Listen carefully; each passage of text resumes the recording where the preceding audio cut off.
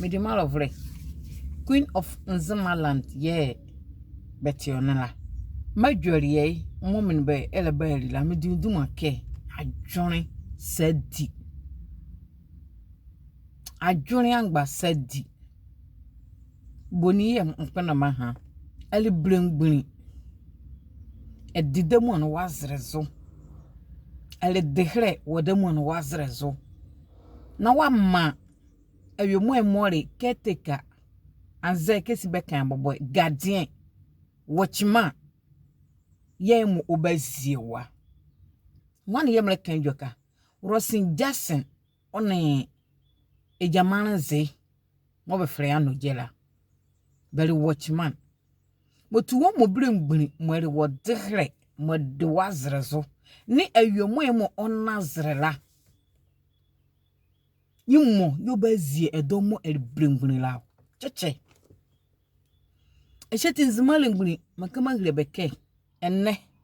madwariye momini be ele dila me dinduma ke adwone se di be mama Rosin Jackson anoje fabe amahene mo bese berela bobapu na beni amahene tunvule yesie amahene na amahene zie blengbini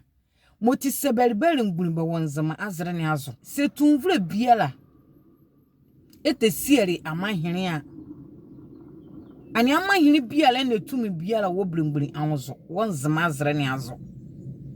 bozuma tunvule kakuaka motozo sana bazi amahene na amahene no ko azie elengbuni na elengbuni azone amahene na amahene no ko azone tunvule mo Musuale azora but nzema lengbuni be mama anoje no Rosin Jackson bobapo aponi bobe biala suro mo evai do banzura be masuro sozo na evi banzo na ba haba wo be bonu aba yekun na ba zuo tunvure awureka kwaka na molo kozo nzemala zura epe na ba daba lengbuni ne oba hima ba wo dobe na be gachike be suru anoje bie suru anoje bie unkesi mo ba tunvura afa osenti ake anoje se ye tunvura biala eneke na tunvure eneke ne amahene no ko eneke apu amahene ka mo bele fa abomani apura enne nzema lengbuni beto benye bengubo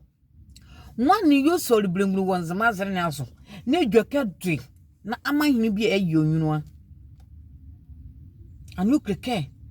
amahene biala ne nzema azre ne aso alengbuni mo wonzemala makama grebeke adwoni osadi moti beba ma ano jeno Rosin Jackson boba pobiekon ba mama be boba pobiekon na bene hwe wonzema azre ne azo ka kra so mo se wo mo le sone mo sure ebui enyi nwe ka onwuyo benye ndibe gwakpokenu na sejoka towa anaze meni kamo kena baba yuba viwa manezo amo wo honu ala be mabanyi la kenzema lengbuni adwone sadi ye mobile bo ye ngeta ni ngrebe na ye brete mabe usenti aleke bele dihre wo benzema azre ne azo motibe mama amahene bi adwazo obubapu na amahene ondori o mabeni ye amahene na ejoka toba onhoro usenti akọ nazre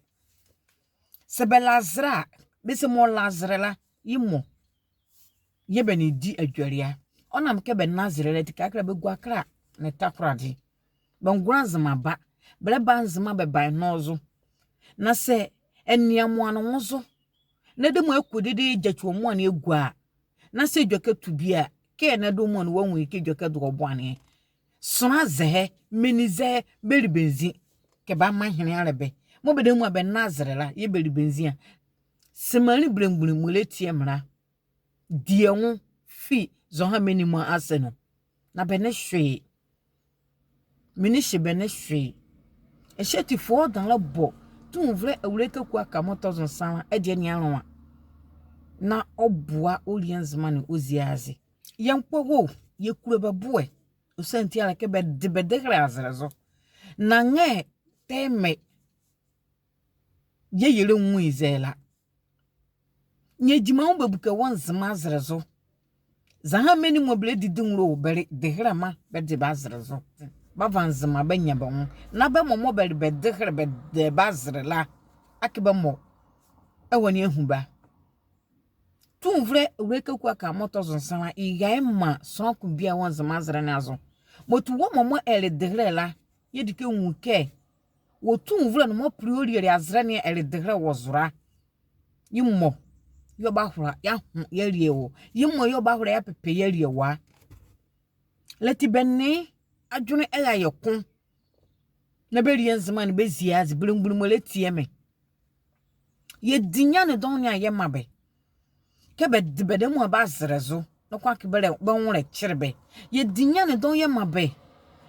ke be de mu ba zrezo no kwa ke be wa honhire nu ehyetia me yetindo na yenye enzabe yele serebe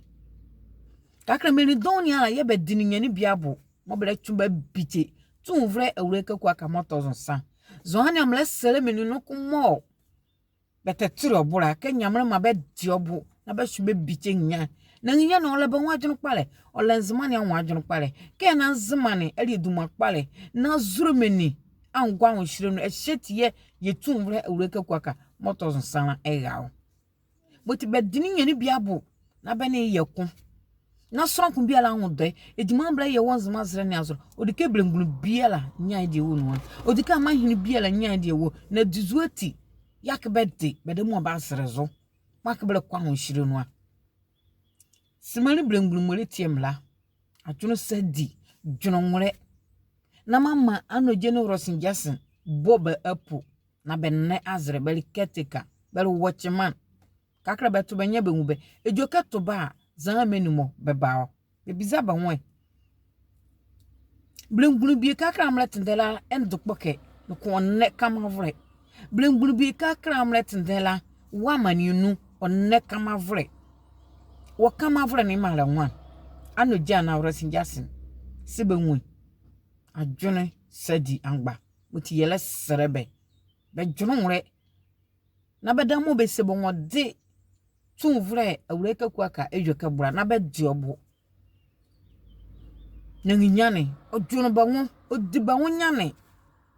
osuo ma be ali dure ni ali hire echeti be diobo na be ne yekun na nzema ya japade mo koti mo lekuya eri yo mo man zura ye de nya bi na ye degere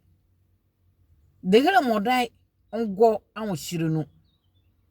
degere endnede ema nyovre ema mve ya japade cheche degere bia ne kemo ba dran ya ma nyovre agave ya japade moti adwone sadi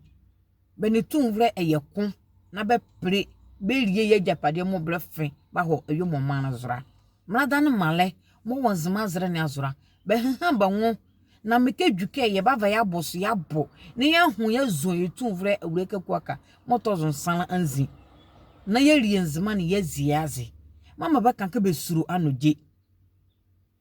ne wrosinjase be ne hwe wonzima ne azo eni esuo bi azo a be ma anoje ne wrosinjase ewo ye nyamane be suru ka kun yere ka mo yere priye rie nzima na bava bomba wuro no dizuati wochima oda be sure na anoje ne wrosinjase aba zre de olanieka bazre ne olanieka ma be suru anoje na be ne hwe Queen of Nzemaland yebeti onana ma be sura biala na nzema zrene ommane ale tumvre awre kakwaka motozo sala nyame yira sonko biala na mba zre medium mo furumla